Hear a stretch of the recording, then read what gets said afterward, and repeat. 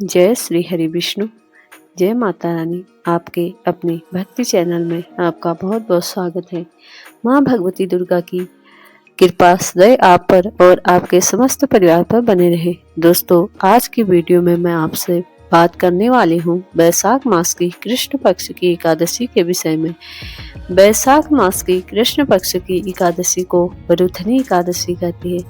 वरुथनी शब्द संस्कृत के वरुण या फिर सुरक्षा से बना है और धार्मिक मान्यताओं के अनुसार इस व्रत को जो भी मनुष्य धारण करता है उसे कुरुक्षेत्र में सूर्य ग्रहण के समय स्वर्ण दान करने के समान पुण्य फलों की प्राप्ति होती है। वरुथनी एकादशी का व्रत धारण करने से सौभाग्य में वृद्धि होती है, पुण्य फलों में वृद्धि होती है। और जो भी मनुष्य इस व्रत को धारण करते हैं, विधि विधान से भगवान श्री हरि विष्णु की आराधना करते हैं, उनके समस्त प्रकार के कायिक, वाचिक, मानसिक पाप कर्म समाप्त हो जाते हैं।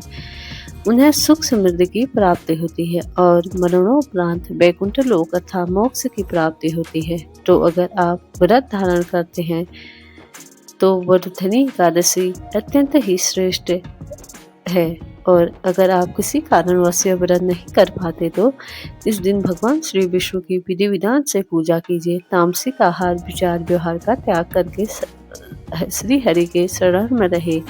भगवान के तो निश्चित ही भगवान श्री हरि विष्णु की असीम कृपा आपको प्राप्त होगी।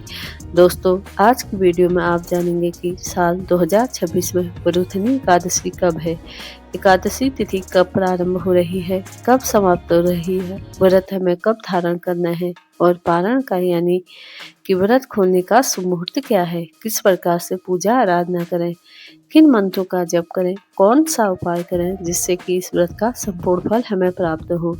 जिस भी कामना से हम यह व्रत धारण करते हैं या फिर बिना व्रत किए भी पूजा आराधना कर रहे हैं तो आपकी वह कामना पूर्ण हो। इसके लिए आज विशेष क्या करें, यह संपूर्ण जानकारी आपको आज मैं अपने वीडियो में बताने जा रही हूँ। पूरा जरूर देखें और वीडियो अच्छी लगे तो लाइक, सब्सक्राइब, शेयर करना न भूलें। तो सबसे पहले जानते हैं कि एकादशी की तिथि कब प्रारंभ होगी, कब समाप्त होगी और एकादशी का व्रत हमें कब धारण करना है। वैशाख मास की कृष्ण पक्ष की एकादशी प्रारंभ हो रही है 13 अप्रैल 2026 सुबह 1:16 पर और एकादशी तिथि का समापन है 14 अप्रैल 1:08 पर। तो सूर्योदय कालीन तिथि एकादशी की है और 13 अप्रैल को हमें मिल रही है। इसलिए वरुथनी एकादशी का व्रत हमें 13 अप्रैल 2026 सोमवार को धारण करना है। एकादशी के दिन सूर्योदय काल का समय सुबह 5:58 पर और सूर्यास्त का समय 6:46 पर है। बात करें ब्रह्म मुहूर्त की तो सुबह 4 बजे से 5 बजे तक ब्रह्म मुहूर्त है। आप इस समय में स्नान करके विधि विधान से भगवान श्री हरि विष्णु की पूजा कर सकते हैं। और सुबह 11:56 से दोपहर 12:47 तक यह समय अभिजीत मुहूर्त का है। अभिजीत मुहूर्त में आप कोई भी शुभ कार्य कर सकते हैं। राहु काल 7:34 से सुबह 9:10 तक है।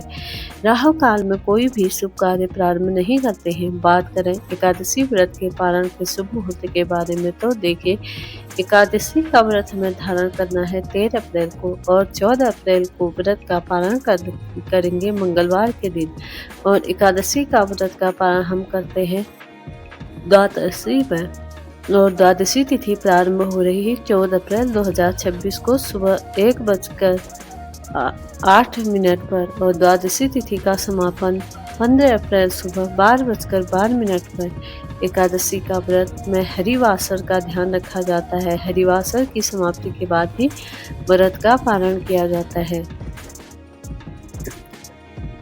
यानी मंगलवार के दिन 14 अप्रैल को सुबह 6:54 पर वरुथनी एकादशी व्रत के पारण का शुभ मुहूर्त है। 14 अप्रैल 2026 मंगलवार सुबह 6:54 से सुबह 9 बजे तक जो भक्त एकादशी का व्रत धारण करते हैं, दशमी तिथि के दिन शुद्ध और सात्विक भोजन लेना है, ब्रह्मचर्य का पालन करना है और अगर संभव हो तो भूमि पर शयन करना है। एकादशी के दिन प्रातः काल जल्दी उठकर स्नान इत्यादि से निवृत्त होकर भगवान सूर्यदेव को जल दीजिए। इसके बाद अपने व्रत का संकल्प लेकर विधि विधान से भगवान श्री हरि विष्णु की और माता लक्ष्मी की आराधना कीजिए। और दिन भर आपको व्रत धारण करना है। फलाहार के द्वारा आप व्रत कर सकते हैं। शाम संध्याकालीन पूजा कीजिए। रात्रि में जागरण दीप दान कर सकते हैं।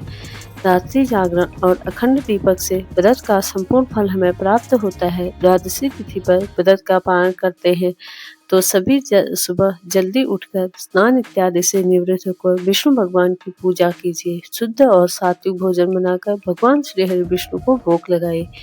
किसी ब्राह्मण को भोजन करवाए। इसके बाद शुभ मुहूर्त में अपना व्रत खोलें। दशमी से द्वादशी तक यह नियम होते हैं जिनका पालन हम करते हैं तो हमारे व्रत का संपूर्ण फल हमें प्राप्त होता है। उम्मीद है कि आपको यह वीडियो उपयोगी लगी होगी। अच्छी लगे तो वीडियो को लाइक शेयर सब्सक्राइब जरूर करें।